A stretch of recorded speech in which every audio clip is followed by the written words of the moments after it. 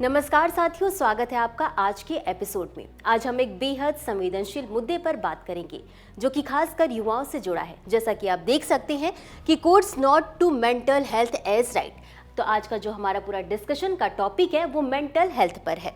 आगे बढ़ते हैं और एक सवाल आता है कि क्या मानसिक स्वास्थ्य हमारा अधिकार है। अब आप ये सोच रहे होंगे ये कैसा सवाल है।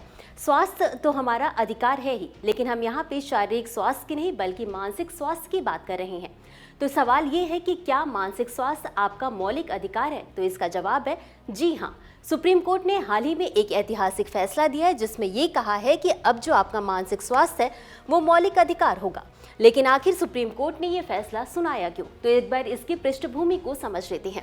एक मामला आता है जुलाई 2025 में सुखदेव साहा बनाम आंध्र प्रदेश राज्य का, जिसमें कि सुप्रीम कोर्ट आदेश देते हैं। वो ये कहते हैं कि जो आपका मानसिक स्वास्थ्य है वो अब आपका आर्टिकल 21 यानी जीवन के अधिकार से संबंधित होगा, इसका एक अहम हिस्सा होगा और इसी के साथ अब से मानसिक स्वास्थ्य आपका मौलिक अधिकार बन जाएगा।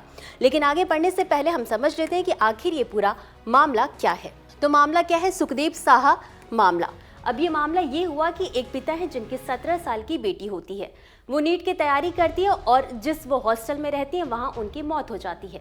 अब इनके पिता ये कहते हैं कि इसके लिए पुलिस जांच की जाए और पुलिस जांच होती भी है, लेकिन वो इससे संतुष्ट नहीं होते और वो हाई कोर्ट से मांग करते हैं कि इसमें सीबीआई जांच की जाए।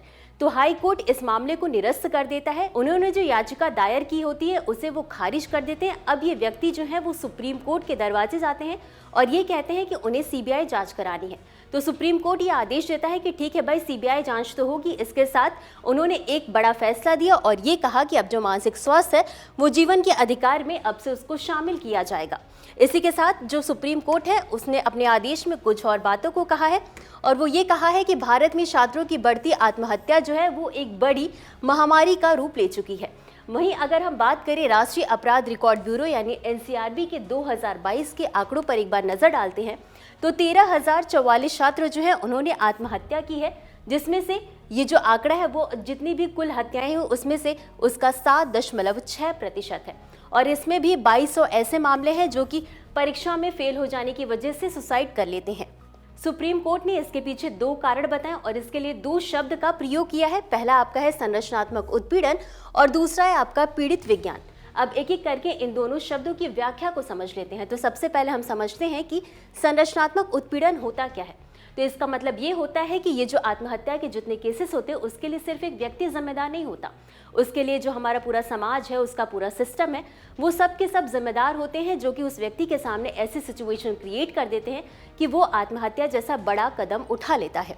और इसके पीछे सिर्फ यही एक कारण नहीं है, इसके पीछे कई और कारण हैं, उनको भी हम एक एक करके देख लेते हैं। तो मानसिक स्वास्थ्य पर बिल्कुल ध्यान नहीं देते हैं लोग, कई लोग तो अवेयर ही नहीं होते हैं इसके बारे में।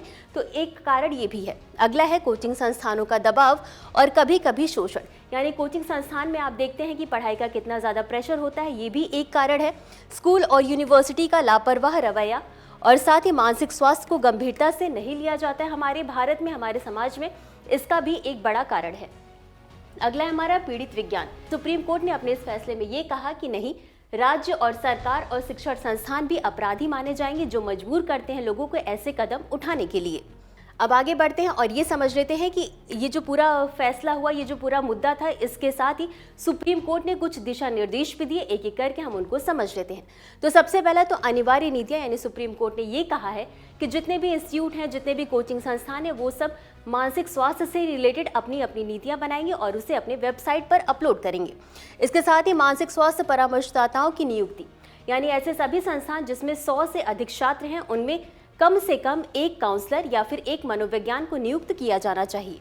इसके साथ ही स्टाफ को ट्रेनिंग, यानी कि जो भी टीचर्स हैं उनको ट्रेनिंग दी जाएगी कि जो भी मानसिक स्वास्थ्य से जुड़े जो भी मुद्दे हैं उनको कैसे देखना चाहिए, उनके साथ कैसे डील करना चाहिए। इसके अलावा गैर भेदभावपूर्ण व्यवहार। आप देखते हैं कि अक्सर क्लासेस में SC, ST, OBC और LGBTQ को लेकर के भेदभाव किया जाता है, तो ऐसी क्रियाविधि नहीं होनी चाहिए। इसके अलावा शिकायत तंत्र प्रणाली, यानी कि जिन लोगों के साथ, जिन छात्रों के साथ शोषण संबंधी या फिर रैगिंग संबंधी कई चीज़ें हो रही है, तो उन सब के लिए एक शिकायत तंत्र प्रणाली की व्यवस्था की जाएगी जिसमें कि ये पूरी तरीके से गोपनीय होगा। अगला है अभिभावकों को जागरूक करें उनको ये समझाया जाएगा कि बच्चों पर ज़्यादा दबाव न डालें जिससे वो आत्महत्या जैसे कदम उठा लें। और अगला है सुरक्षित परिसर, यानी कि जो भी हमारे हॉस्टल हैं, जो भी कॉलेज के हॉस्टल हैं, इंस्टीट्यूट हैं, उनमें ऐसा जो है सुरक्षित परिसर बनाया जाए जहाँ पर ऐसी घटनाएं न हो सके। इसके अलावा कोचिंग हब पर खास ध्यान, जितने भी कोचिंग हब वाले एरिया हैं जैसे दिल्ली, प्रयागराज, वाराणसी, कोटा, ये जो जितने भी जगह, इन पर जो है कि मानसिक स्वास्थ्य संबंधी विशेष ध्यान दिया जाना चाहिए।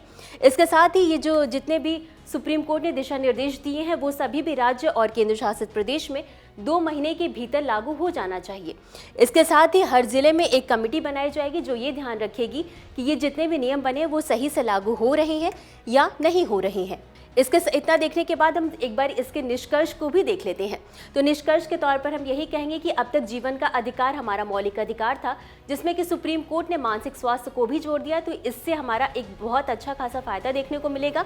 इसी के साथ जो छात्र हैं उनको संवैधानिक संरक्षण भी प्राप्त होगा, क्योंकि जो आपका मानसिक स्वास्थ्य है अब उसे आर्टिकल 21 में जोड़ दिया गया है।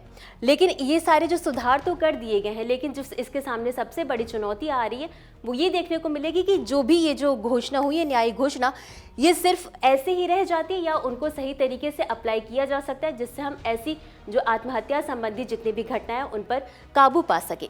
इतना समझने के बाद अंत में हम देख लेंगे इससे जुड़े एक अभ्यास प्रश्न को। तो प्रश्न क्या है? मानसिक स्वास्थ्य संविधान के किस अनुच्छेद से संबंधित है? आपके ऑप्शंस है ए अनुच्छेद 19, बी अनुच्छेद 20, सी अनुच्छेद 21 या डी अनुच्छेद 24। तो इस प्रश्न का उत्तर कमेंट बॉक्स में जरूर दें। आज के लिए बस इतना ही। धन्यवाद।